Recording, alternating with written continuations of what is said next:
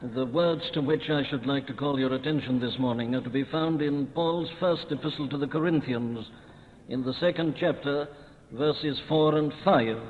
Verses 4 and 5 in the second chapter of Paul's first epistle to the Corinthians.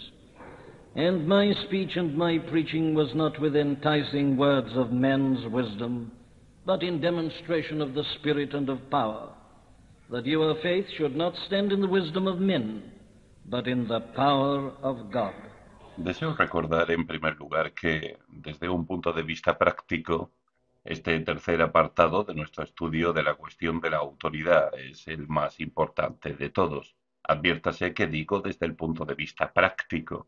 Esto se debe a que todo lo que hemos estado considerando hasta este punto bien puede carecer de valor para nosotros a menos que conozcamos y experimentemos la autoridad del Espíritu Santo. Podemos estudiar la autoridad del Señor y de las Escrituras de manera puramente intelectual. Podemos tener convicciones intelectuales, pero no tienen por qué afectar a nuestras vidas y a nuestro trabajo. Estas cosas solamente pueden resultarnos reales, vivas y poderosas cuando la autoridad del Espíritu Santo opera en nosotros. Además de eso, todo lo que creemos acerca de las Escrituras y del Señor mismo solo puede aplicarse en nuestro ministerio y así llegar a ser pertinentes para el mundo y su situación. Cuando nos encontramos bajo la autoridad y el poder del Espíritu Santo, desde el punto de vista práctico, pues es indudable que esa es la cuestión más importante de todas. En segundo lugar, suele haber un conflicto en las personas entre la autoridad de las Escrituras y la autoridad del Espíritu Santo. La forma en que esto se produce merece un análisis detallado y cuidadoso, pero no podemos extendernos al respecto, porque en este momento nos preocupa algo distinto. Tan solo quiero recordarte que, de pasada, en el siglo XVII, este conflicto se volvió especialmente acusado entre los puritanos y los dividió en dos grupos fundamentales. Quienes aseveraban que lo único que importaba era la autoridad del espíritu eran conocidos como la sociedad de los amigos o cuáqueros. Decían que solo importaba la luz interior, el testimonio interior, la experiencia interior y el poder interior. También tendían a despreciar las escrituras y había algunos que llegaban al extremo de afirmar que no eran necesarias en absoluto. Naturalmente, eso produjo una reacción por parte del otro grupo, que quizá tuvo la tendencia a despreciar en cierta medida el lugar, la influencia y la autoridad del espíritu e insistir exclusivamente en la autoridad de las escrituras. Ahora bien, esta es sin duda una antítesis completamente falsa y artificial, creyendo como creemos y como hemos visto que es el espíritu mismo quien inspiró y guió a los hombres para que escribieran las escrituras.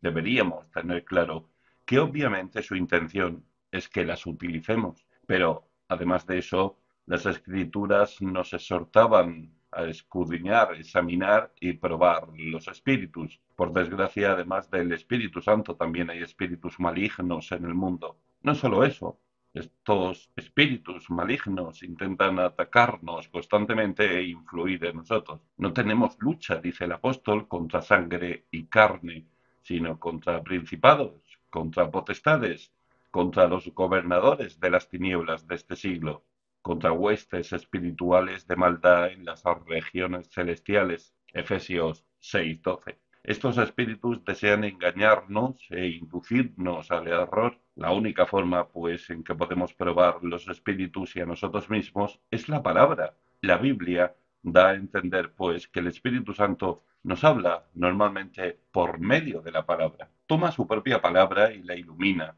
y toma nuestras mentes y les da luz, y así nos hace receptivos a la palabra. Por medio de ese proceso podemos comprobar todas las experiencias que tengamos de tal forma que podamos estar seguros de no estar siendo engañados o desviados. No es correcto, pues, hablar del espíritu o de la palabra, sino del espíritu y la palabra, y especialmente del espíritu por medio de la palabra. Debemos negarnos a abrigar esta antítesis que aún se perpetúa en algunos sectores hoy día. Una tercera consideración que refuerza la importancia de la cuestión que estamos tratando es que de todos los aspectos de este asunto de la autoridad, ninguno se descuida tanto hoy día como la autoridad del Espíritu. Se ha prestado gran atención a la persona de nuestro Señor y su autoridad. Ciertamente las Escrituras y su autoridad son de gran interés, pero ¿cuánto oímos hablar en comparación del Espíritu Santo y su autoridad? Si tuviera que aventurar, en mi opinión, diría que ningún otro aspecto de la fe cristiana ha sido tan descuidado y quizá malentendido. ¿Cuál es el motivo de esto?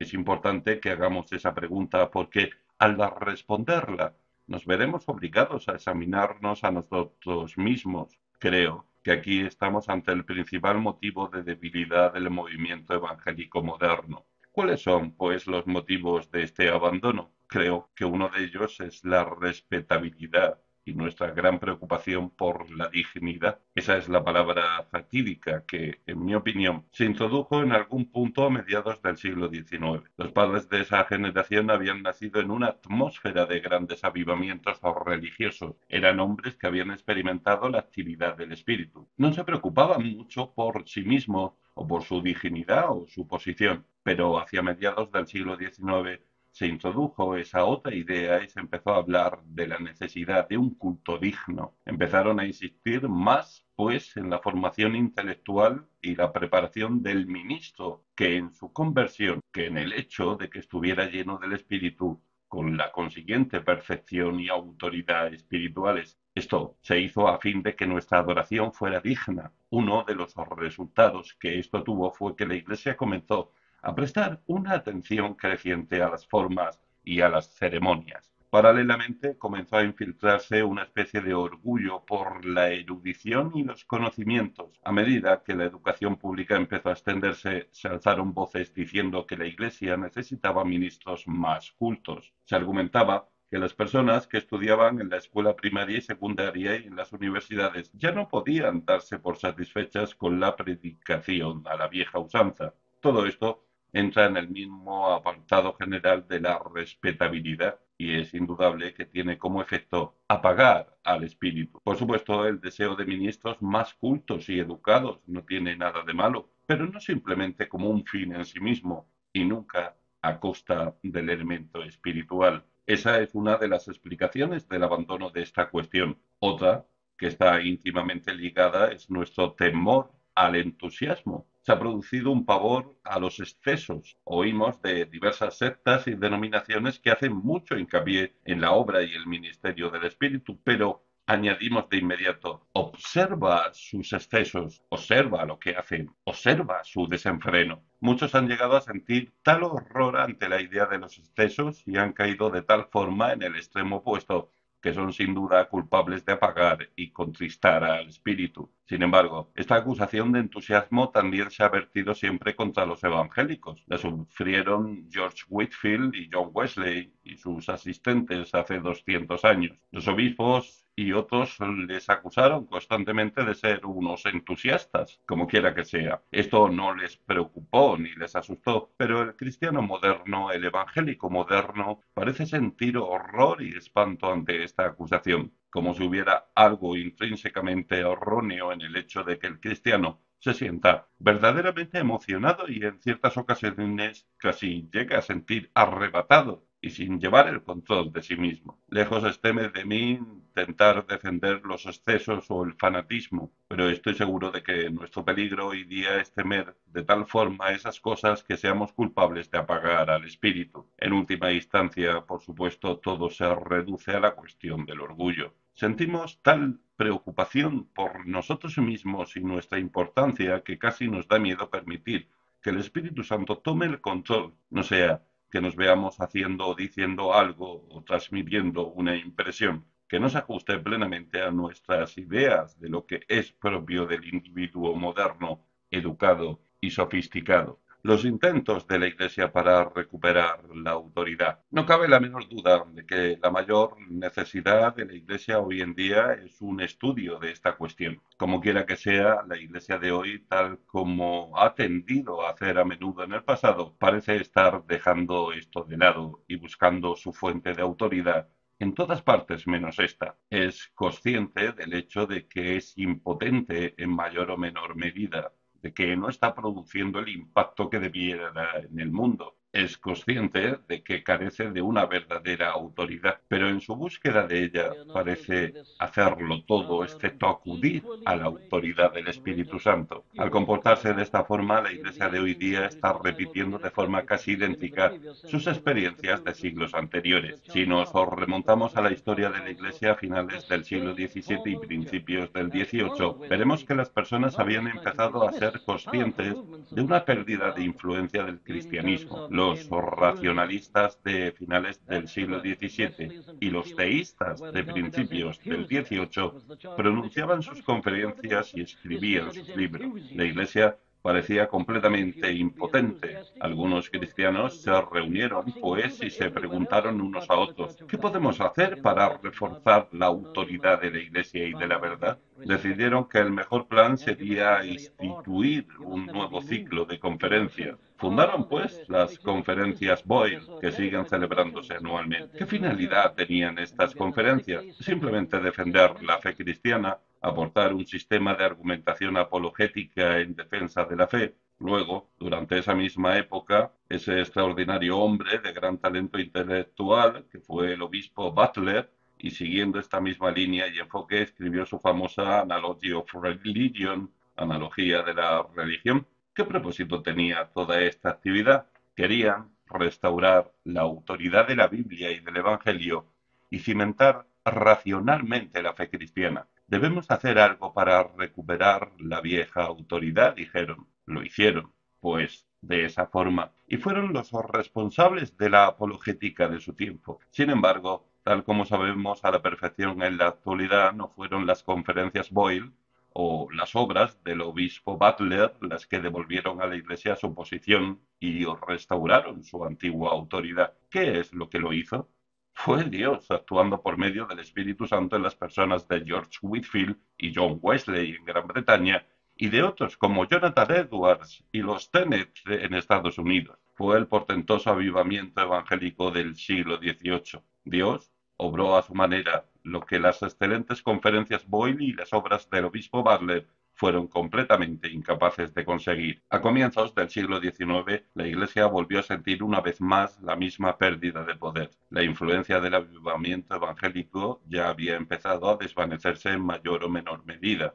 Habían entrado en juego nuevos factores y la Iglesia no había contado demasiado. Parecía como si hubiera vuelto a perder su autoridad. No tenía influencia alguna en el pueblo llano. ¿Qué se puede hacer? Preguntó la Iglesia para restaurar la autoridad cristiana. Un cierto número de hombres muy capaces y cultos se reunieron en Oxford y decidieron que debían proporcionar más autoridad al predicar. ¿Cómo podían hacerlo? Decidieron que la única forma era alejar más al predicador del pueblo. Creían que habían estado demasiado cerca del miembro medio de la Iglesia y que debían investirle de una nueva aura de autoridad. Este fue el razonamiento detrás del origen del catolicismo anglicano y de todos los otros avivamientos del catolicismo, que no llegan al catolicismo romano más estricto. Indicaban que el predicador debía vestir de forma distinta. Le ataviaron, pues, con los ropajes, le alejaron de la presencia física de la congregación, le empujaron, por así decirlo, hasta el presbiterio y más cerca de lo que denominaban el altar.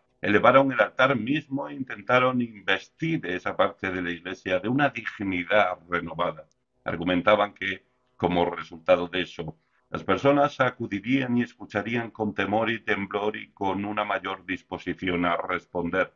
Esta es la idea que había detrás de todo ello. Todo formaba parte de una búsqueda de autoridad y, como sabemos, hubo muchos que se pasaron a las filas de la Iglesia de Roma, porque creían que sólo ella podía garantizar esta clase de autoridad. Paralelamente, como ya hemos señalado, estaban aquellos que creían que los conocimientos y una mayor educación, junto con un enfoque literario, histórico y científico de la Biblia, restaurarían la autoridad perdida de la Iglesia. Pero todos estamos familiarizados con esos hechos. Lo que de verdad renovó la autoridad de la Iglesia no fue ninguna de esas cosas. Vendría dada con el avivamiento que sacudió a Estados Unidos en 1857 y el Hustler, Gales y otras partes del mundo en 1858 y 1859. Fue un avivamiento espiritual, otra gran renovación evangélica. Fue la actuación y la intervención de Dios con el poder del Espíritu Santo lo que verdaderamente restauró la autoridad y no los intentos de los hombres. Cuando consideramos la situación hoy día vemos que la Iglesia está repitiendo por regla general el comportamiento de los 2 siglos anteriores y reintroduciendo los arreglos improvisados que con tanta frecuencia se han adoptado durante su larga historia. Hoy día la cuestión de la autoridad preocupa a todo el mundo. Las preguntas que surgen son ¿por qué no podemos tocar a esas masas que hay allí fuera? ¿Cómo podemos llegar a ellas? ¿Cómo podemos hacer que nos escuchen? ¿Qué podemos hacer para proporcionar autoridad a la Iglesia en su predicación y en sus declaraciones? Pero observemos las formas en que muchos intentan no resolver la situación. Dicen, el principal problema es que, por supuesto, que la Iglesia no se ha mantenido al día, no se anuncia como debiera. Los grandes negocios tienen éxito gracias a los anuncios. Así, las grandes denominaciones han creado departamentos publicitarios, tienen oficinas publicitarias y procuran publicar textos apropiados en los periódicos de forma regular. Pónselo delante y empezarán a escucharte. Ese es el eslogan. Se aferran a la autoridad de la promoción y las grandes campañas publicitarias. Otros dicen, no, esa no es la forma. Lo que necesitamos es una preocupación social. Después de todo, lo que interesa a las personas son las cosas materiales y los problemas sociales. La Iglesia, pues, debe inclinarse y demostrar un mayor interés por tales cosas. Debe hablar mucho más de cuestiones políticas y sociales. Y entonces, las personas empezarán a prestar atención y escuchar nuestro mensaje. Otros defienden que la única forma de recuperar la autoridad es utilizar mucho más la radio y la televisión.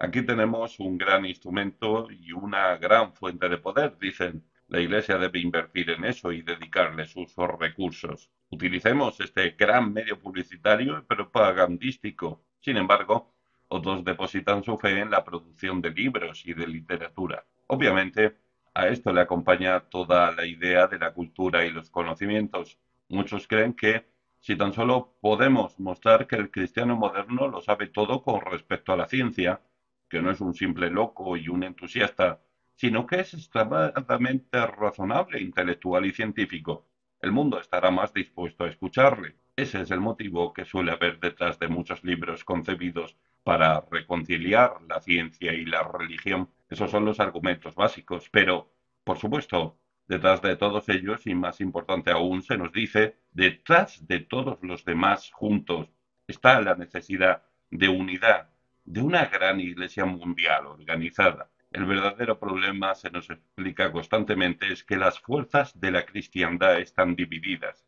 El mundo impío es uno y tenemos a la iglesia dividida en una serie de facciones. ¿Cómo vamos a poder hablar con autoridad en semejante situación? Dicen que solo queda una alternativa.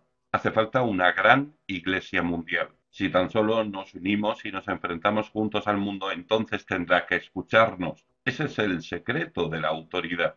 Cuando digo todo esto, no describo únicamente a los sectores de la Iglesia que son evangélicos. Por desgracia, también estoy hablando del movimiento evangélico. Creo que también nosotros hemos caído en el mismo error.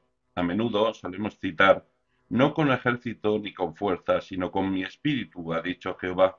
Pero luego en la práctica parece como si confiáramos en el poder del dólar, el poder de la prensa y de los anuncios. Parece como si pensáramos que nuestra influencia dependerá de nuestra técnica y del programa que presentemos y que serán los números, las cifras y el tamaño los que demuestren la eficacia. Parece como si hubiéramos olvidado que Dios ha llevado a cabo ya la mayoría de sus obras en la Iglesia a lo largo de la historia por medio de remanentes. Parece como si hubiéramos olvidado la gran historia de Gedeón, por ejemplo, y la forma en que Dios insistió en reducir al ejército de 32.000 a 300 hombres antes de utilizarlo. Nos fascina la idea del tamaño y estamos completamente convencidos de que si tan solo podemos montar, sí, esa es la palabra, algo lo suficientemente grande ante el mundo, lograremos sacudirlo, conseguiremos un tremendo avivamiento religioso. Ese parece el concepto moderno de autoridad. Mi opinión es que todo eso no es más que el viejo error en el que tan a menudo han incurrido las iglesias, porque la frase de Hegel acerca de la historia es tan cierta de la iglesia como del mundo. La historia nos enseña que la historia no nos enseña nada. Parecemos resueltos a repetir así los mismos errores, a caer en las mismas trampas que nuestros antepasados. Todo eso nos devuelve al hecho de que la Biblia enseña claramente que el método de Dios siempre pasa por el Espíritu, su autoridad y su poder. Lo que necesitamos hacer, pues, por encima de todo, es estudiar esta cuestión, la la autoridad del Espíritu en la vida de nuestro Señor. ¿Cómo se manifiesta esta autoridad?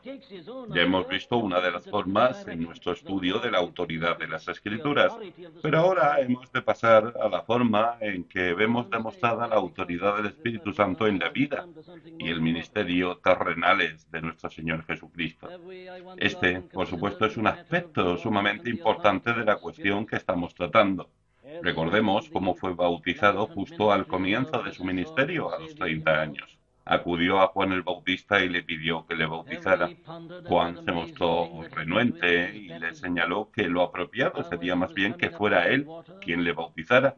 Pero nuestro Señor respondió, deja ahora, porque así conviene que cumplamos toda justicia. Mateo 3:15. Fue en este punto de su vida cuando fue bautizado por Juan, cuando el Espíritu Santo descendió sobre él en forma de paloma y la voz del cielo declaró, este es mi Hijo amado, en quien tengo complacencia. Ahora bien, esto es algo único. Nuestro Señor fue llenado por el Espíritu Santo a fin de poder ejercer su ministerio como el Mesías. Adviértase la forma en que esto se expresa en Juan 3:34. Dios no da el Espíritu por medida al que envió. Dios le dio el Espíritu en toda su plenitud para su tarea. Esto es un misterio, pero parece claro que aún el Hijo de Dios, para los propósitos de su tarea de mediación en la tierra, no podría haber llevado a cabo la obra que se le había encomendado si el Padre no le hubiera dado el Espíritu Santo de esta forma. Jesucristo seguía siendo la segunda persona eterna de la Santísima Trinidad, pero había dejado de lado la insignia de su gloria, se había humillado y había venido a la tierra para vivir como un hombre. Por eso tenía que orar y por eso era esencial que recibiera de esta forma la plenitud del Espíritu. El Espíritu le fue dado sin medida. Él mismo deja esto muy claro. Los dirigentes judíos discutían con él acerca de su autoridad y su poder. Les había impresionado grandemente la forma en que había alimentado a los 5.000 por medio de un milagro, pero malentendieron su significado. Nuestro Señor les dijo, trabajad no por el alimento que perece, sino por el alimento que permanece para vida eterna, el cual el Hijo del Hombre os dará, porque a este es a quien el Padre, Dios, ha marcado con su sello. Juan 6:27. Esto es una referencia a lo que sucedió allí en su bautismo. Este sello es siempre el Espíritu Santo. El Señor Jesucristo venía a decir, esta es mi autoridad. Mi Padre me autentificó cuando envió al Espíritu sobre mí, y la voz habló. El Padre me ha sellado. ¿Por qué seguís dudando de mí? Lo que me autentifica no son tanto los milagros como el hecho de haber sido marcado con el sello del Espíritu. Fue una proclamación pública de que Él es el Mesías. Ese es el significativo complemento de su bautismo. Luego, después del bautismo, fue guiado por el Espíritu al desierto para ser tentado por el diablo durante 40 días y 40 noches. Al final de ese periodo, volvió a Nazaret, su ciudad natal, y allí, tal como era su costumbre, fue a la sinagoga al día del reposo y comenzó a leer el libro del profeta Isaías. Y habiendo abierto el libro, halló el lugar donde estaba escrito, el Espíritu del Señor está sobre mí, por cuanto me ha ungido para dar buenas nuevas a los pobres, me ha enviado a sanar a los quebrantados de corazón, a pregonar libertad a los cautivos y vista a los ciegos, a poner en libertad a los oprimidos, a predicar el año agradable del Señor.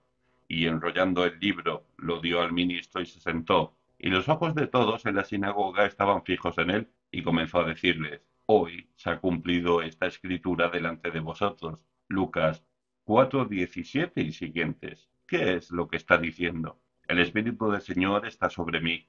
Él me ha ungido. Nuevamente adviértase que fue ungido en su bautismo allí en el Jordán.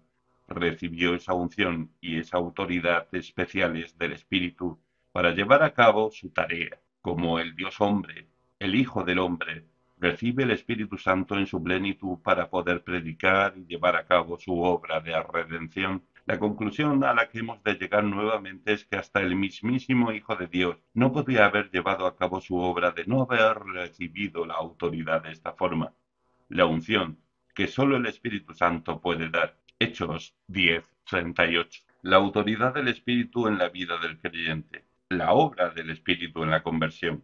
Esta es una cuestión muy amplia que podría ocupar nuestra atención durante largo tiempo. Simplemente haré algunas indicaciones. Vemos, en primer lugar, la autoridad del Espíritu Santo hasta en la cuestión inicial de llegar a creer en el Evangelio. Esto se describe claramente en las Escrituras con gran frecuencia.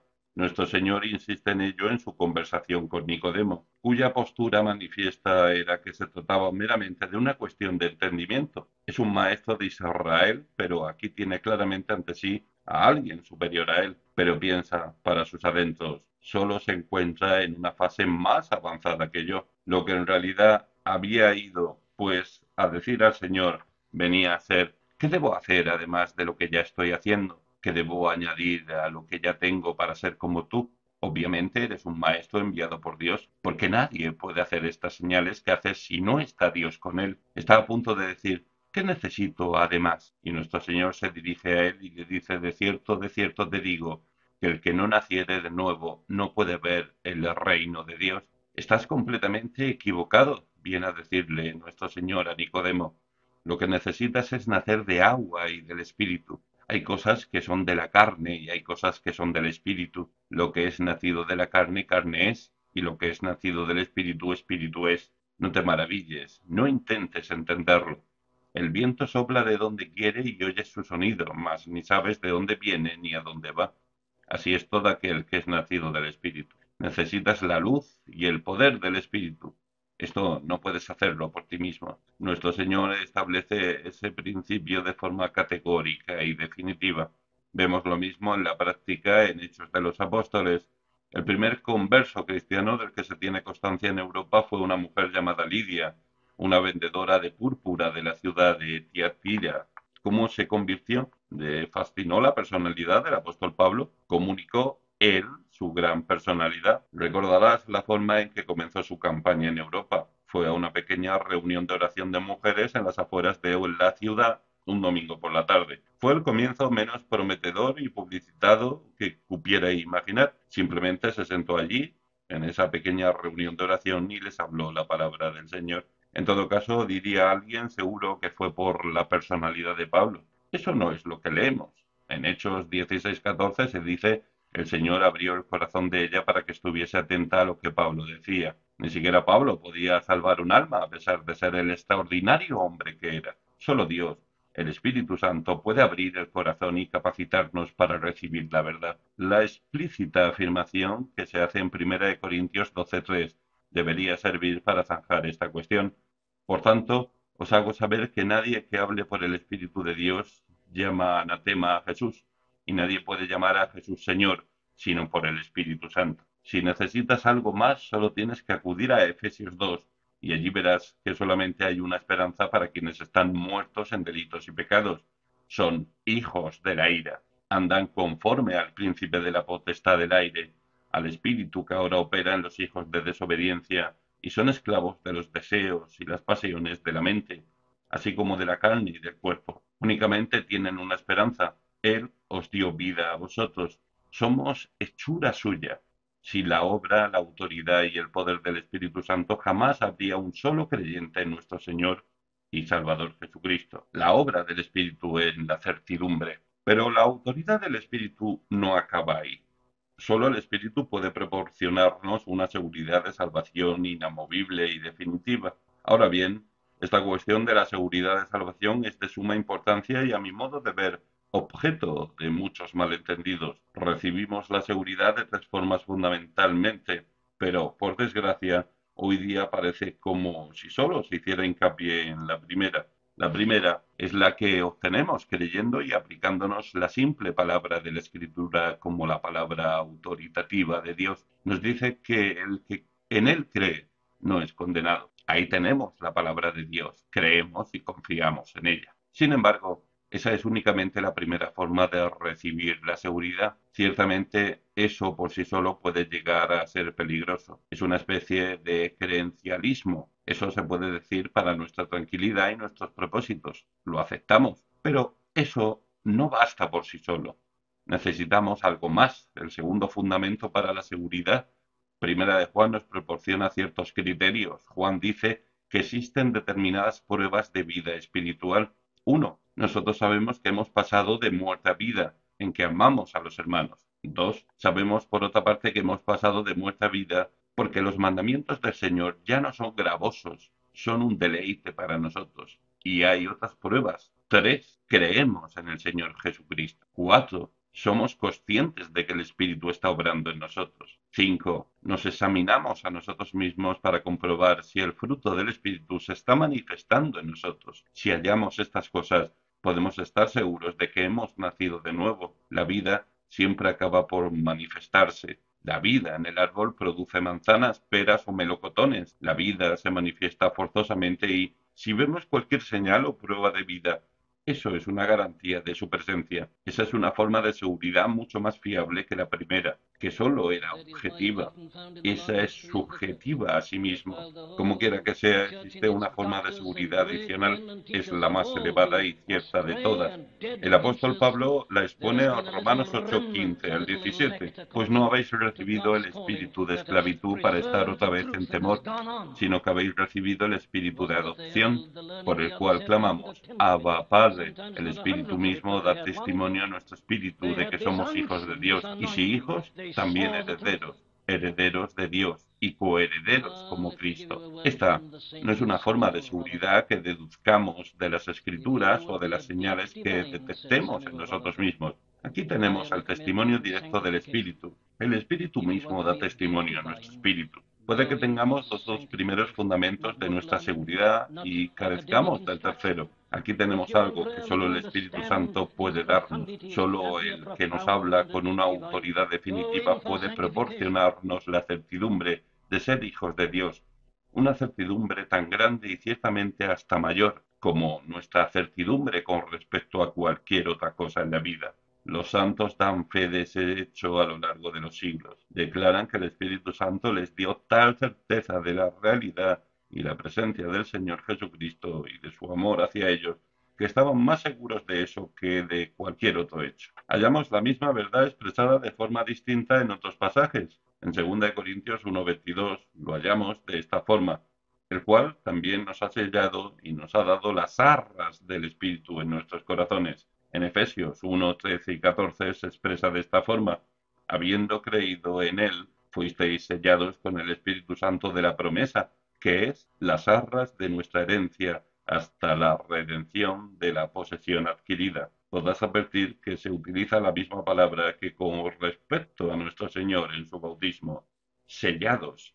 Aquí, pues, tenemos la seguridad definitiva de salvación y solo la autoridad del Espíritu Santo puede proporcionárnosla.